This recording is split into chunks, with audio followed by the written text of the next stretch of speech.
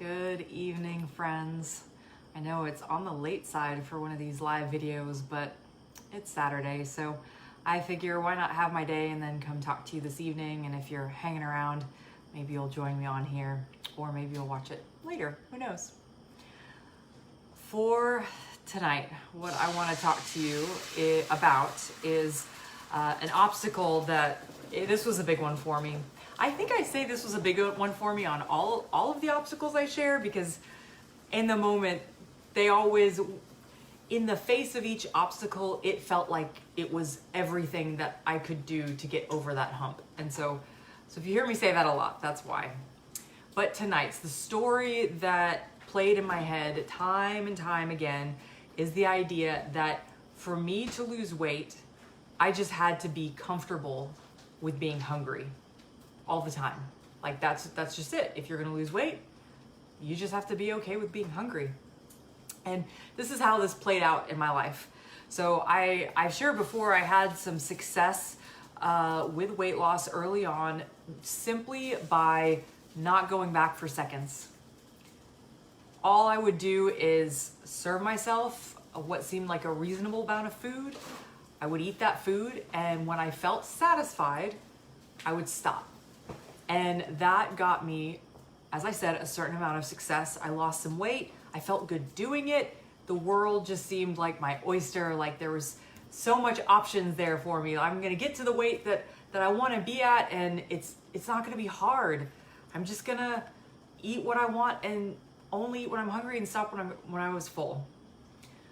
Of course, as I've shared, I plateaued at one point. So it prevented me from skyrocketing, from my weight skyrocketing, but it did not keep me from hitting my goal weight. And so I adjusted my litmus test for being full. So rather than eat until I was satisfied, I started playing with, they call it the 80% rule, where you eat until you're 80% full. If you're wondering, how can you even know that? That's a good question. I struggled with that too.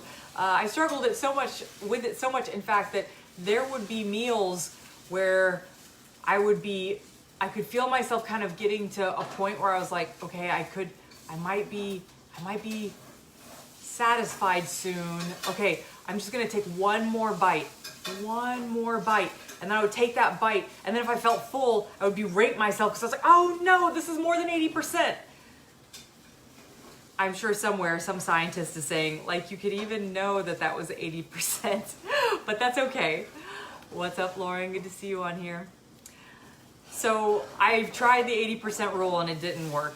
I didn't lose any weight, and that was my biggest concern. And so the 80% rule then turned into finally deciding, okay, for me to be able to lose weight, I just have to be comfortable with being hungry all the time. And so that was my intention at every single meal, was when I would sit down to eat, my intention, I kid you not, was to finish my meal and still be a little bit hungry.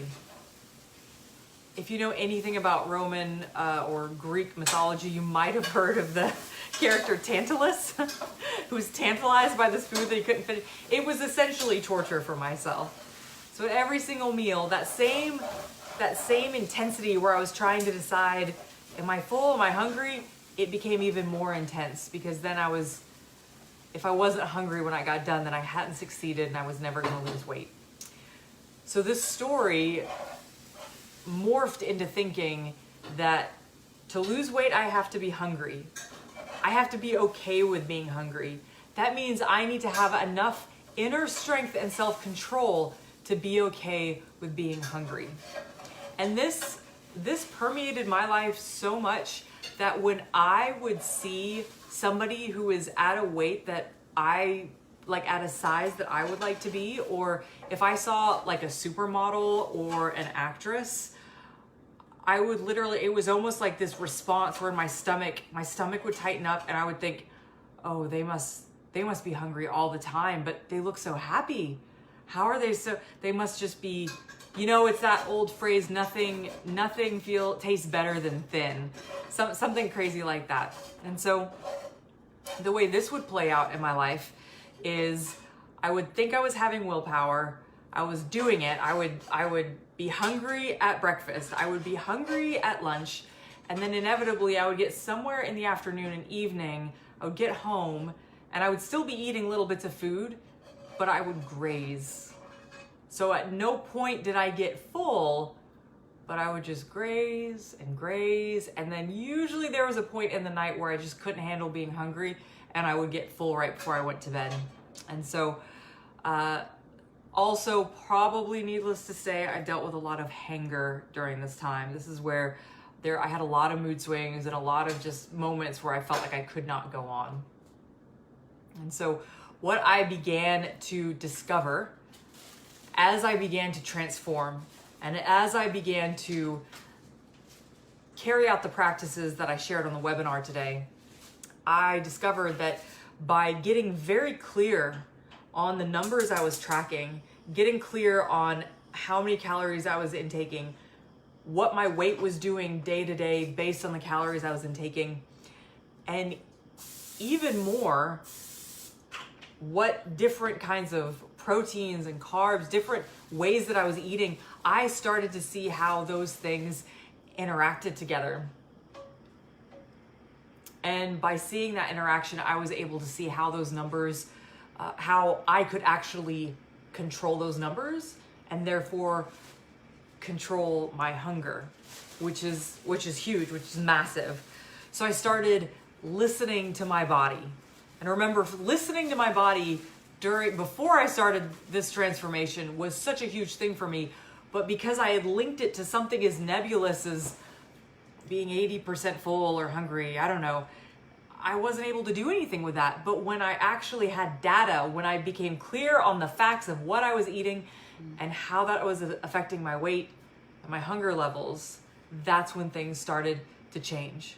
So I began to see a clear pattern between, say, days when I would eat lower protein, I might be hungry that day. I started to learn what worked best for my body. And so now I'm happy to report that I've got energy. I know how to balance my energy, and I know how to manage my hunger. And I don't mean manage my hunger as in when it pops up, I ignore it. I mean, I can manage the volume of food I need, the kind of food I need to make sure I'm not just starving my day away. My food now is a playground for me that I have complete control over. So the steps that I took, hey Olga, so good to see you on here. The steps that I took to get to this place is first off, and I would offer this to you, but for me, I realized that for any weight loss program to work for me, I couldn't be hungry all the time. It just was not gonna happen, or I wasn't gonna be able to follow that program. Second, I track my calories objectively.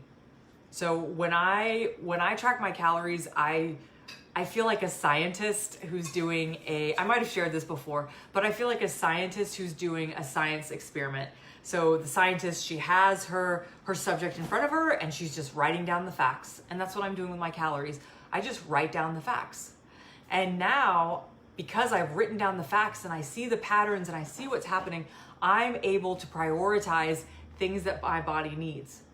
So for example, I shared with you just a few minutes ago that I've learned that when I eat lower protein, I get very hungry.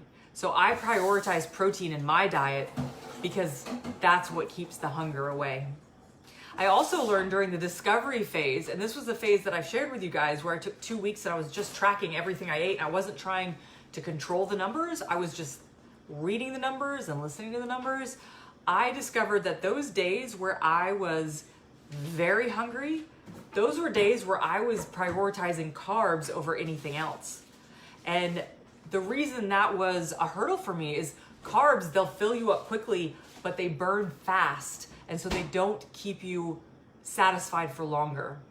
Now, please don't misunderstand me. I am not by any way suggesting that, okay, everybody needs to be on a low carb diet as a result. I still eat carbs. And I can tell you, I I fabulously enjoy my carbs when I eat them, and I eat them every day, and I love them. What I'm saying though is for my body, I know that there's a certain amount of protein I need to hit each day to where I won't get hangry, and then I can eat what I need to eat, and I can be at the weight that I want to be at as a result of this. So what I'm offering to you, what I would like you to consider doing, is to track what you eat, and don't worry about changing it. Prioritize listening, looking at those numbers and seeing how they affect your hunger level, how they affect your emotional state, and more importantly, how you can begin to make subtle changes that really make your food intake personal to you, and it becomes all about you at that point. And if there's anything I know about eating, shouldn't it be personal to you? Shouldn't it be based on what you need and what you like? I know it needs to be for me. Thank you so much for joining me. If you're watching this later, thank you for taking the time to share your attention with me. If you have any questions or reflections on this that you would like to share in the comments, please do so. I love talking to you guys about this stuff. And don't forget, tomorrow is the last day that I will be doing these live videos in the Fighting Fit private group. Starting Monday, I'm going to be doing this in a separate private group. So I would absolutely love for you to join me there. If you'd like to, I've left the link up in the post above. Just click on that, request to join, and I will happily add you to the group. And then I hope you have a wonderful Saturday night and an absolutely lovely Sunday tomorrow. Bye now.